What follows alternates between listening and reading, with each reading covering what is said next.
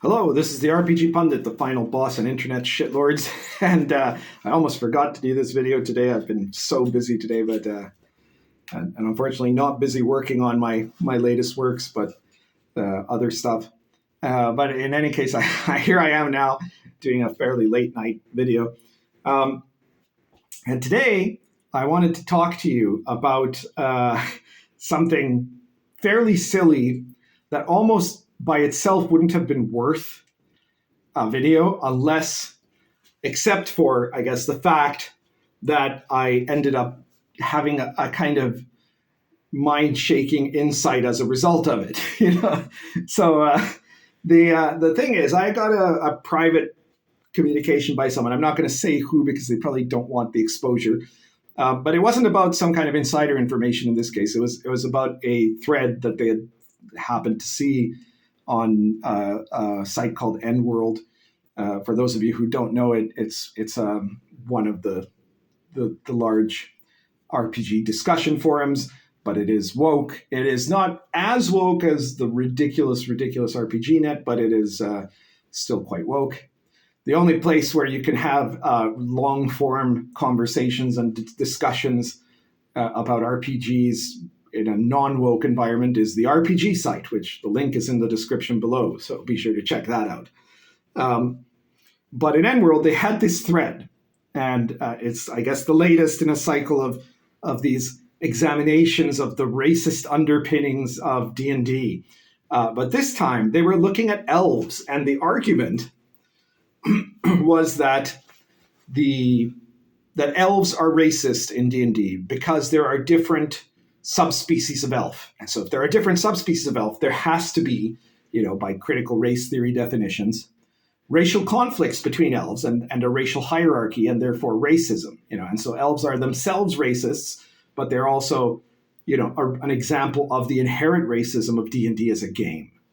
Okay, so like what they're saying is there's high elves and wood elves and gold elves and some other elves in different settings and drow, and obviously some of these are oppressors and some of them are oppressed, right? And then some of them are wrongly maligned as being evil, like the drow, which are actually all wonderful people who have this loving matriarchal culture and respect for all things, but have been tainted in D&D as being presented as evil and malicious, stuff like that. So this is, patently ridiculous on the face of it. And it was quite funny that, because the site itself is woke, there was obviously a lot that could not be said in this context of the thread, even though I think the subtext in at least some of the responses, because again, N-World isn't completely insane, it's just partly insane. It's not RPGNet or, woke Twitter or something like that. So there were clearly some people that were like, no, this is stupid. And yet they couldn't just say that, right? So that's the thing. So I'm surprised a bit that as far as I've seen, it hasn't spread on to Twitter yet. But I think it'll only be a matter of time before someone starts talking about the fundamentally racist structure of D&D Elves on Twitter too, or on X. Sorry. But like that. So that would be it. That would be the whole video if it wasn't for the fact that as this was being explained to me, I suddenly got a big insight.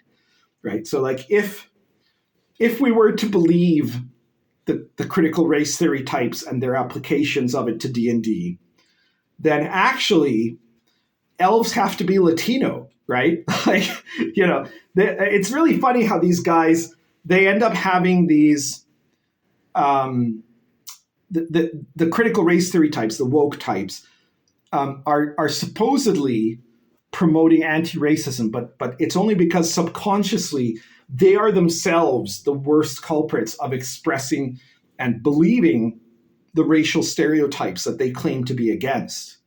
Like, again, I've said this in many videos before, right?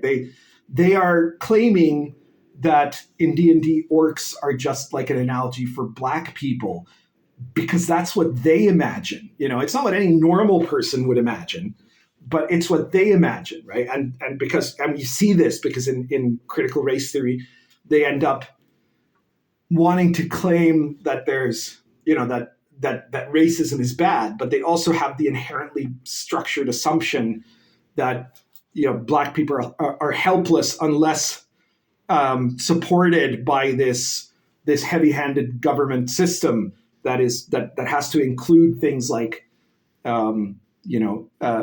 segregation, and discrimination, right? The Abram X. Kendi, the only way to solve discrimination is with more discrimination, which is just nonsense. But it's actually all a projection of their own complexes. And in the real world, and I guess in the D&D world, if we're projecting it in this way, then you suddenly have this big problem when you get to Latinos, right? And this is why 98% of Latinos are zero affected. They're completely immune. Like in real elves are immune to ghoul paralysis, while Latinos are immune to critical race theory discussion, because to them it all seems like such nonsense, right? It just doesn't make any sense in the context of what Latinos actually are. Right? And the failing of this is that in the places where CRT was developed, there either aren't any or any significant number of Latinos, like in the UK, or there's a cultural confusion which believes that all Latinos are basically Mexicans and maybe a few Cubans or something like that, right? But that Latinos are a race, but that's actually not the case, right? Like, so if you look at if we're looking at racial parallels in D&D races to the real world, or if you're looking at ethnic parallels, let's say, there are, just like in the D&D world, there are elves that have very light skin and elves that have golden colored skin and elves that have slightly ruddier features, and then there are elves that are dark black, right? In the Latinos, in the real world, you have that. You have the entire spectrum of color, right? There are blonde-haired, blue-eyed Latinos with light skin, and there are jet black Latinos, right? Because being Latino is not a matter of skin color, right? It's not a matter of genetics. It's not a matter of racial structure or something like that, right? Of racial type. So it's actually this wide diversity of people of different colors. They don't have exactly the same culture, but they have certain cultural traits in common, and so in every sense, they end up defying the definitions that you see in the standard North American and European definitions of what race politics are supposed to be like.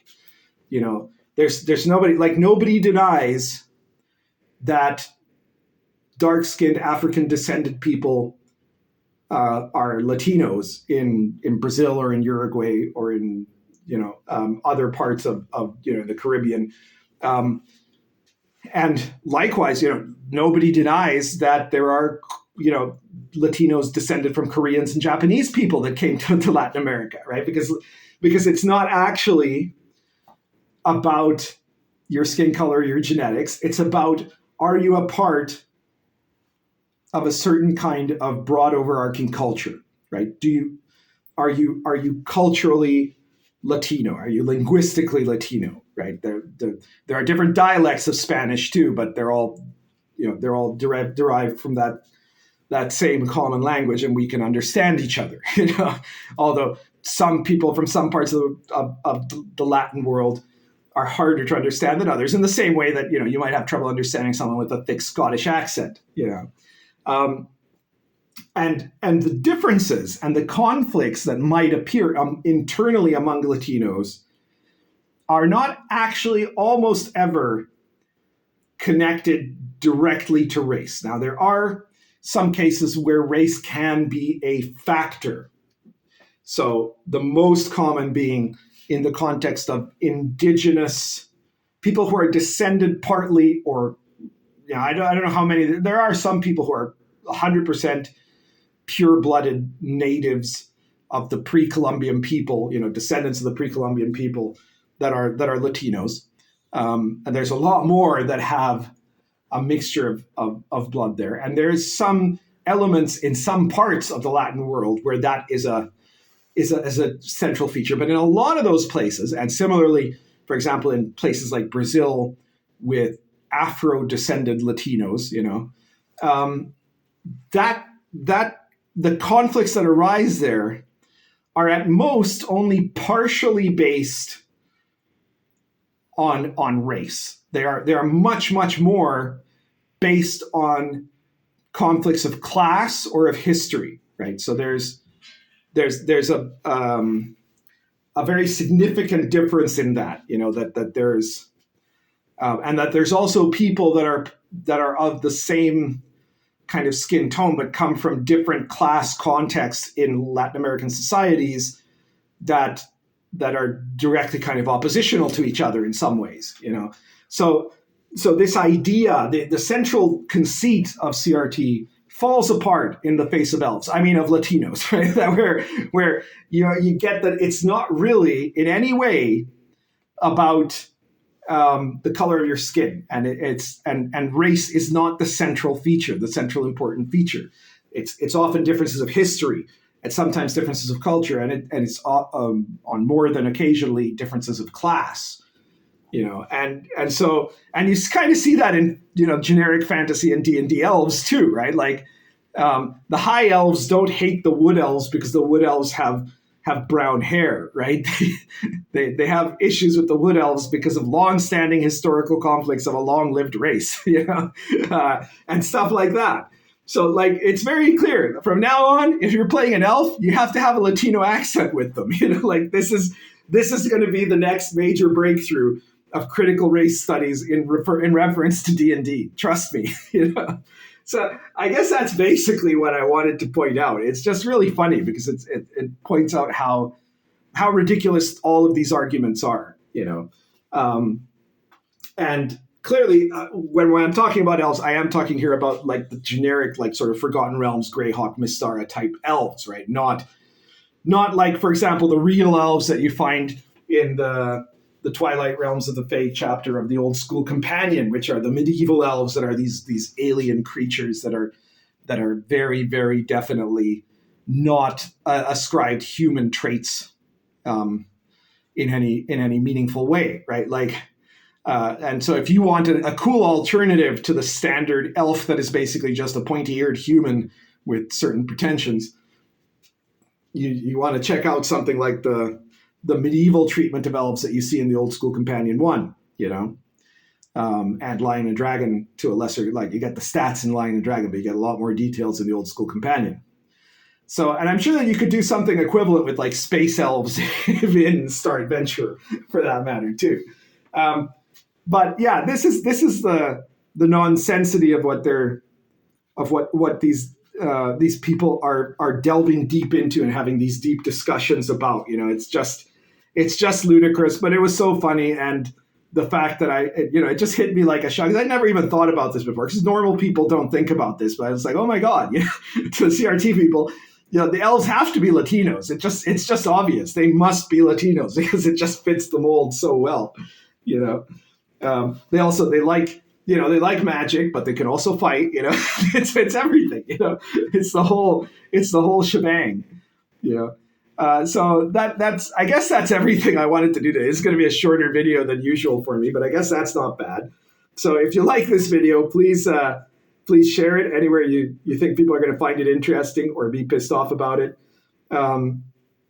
And I'm sure Latinos will find this amusing wherever they hear it, unless they're the tiny, tiny percentage of idiots that think of themselves as Latinxes. But that's like vanishingly small group of people, It is really amazing how these guys, the CRT movement, are single-handedly doing an effort to move all kinds of minorities towards the based end of things. I don't know how many of you heard that, like, just recently in Canada, there were these like vastly attended marches across like almost 100 cities in Canada where you had like Christians, Muslims, Jews, and like Hutterites or Mennonites or stuff like that, almost like the Amish equivalent of in Canada, that were all like marching together hand in hand in opposition the grooming policies in the public and the Catholic schools in Canada.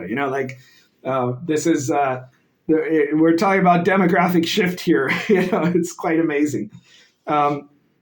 So yeah, share this anywhere you think it'll be interesting, and be sure to subscribe and check out all of my products. If you want a take on elves that is completely different, check out Lion and Dragon and the Old School Companion. The Old School Companion has tons of stuff that is based on kind of like medieval authentic source material that you can port into any campaign that you're running if you want to give it a slightly more medieval feel to it, even whether or not you're running Lion and Dragon.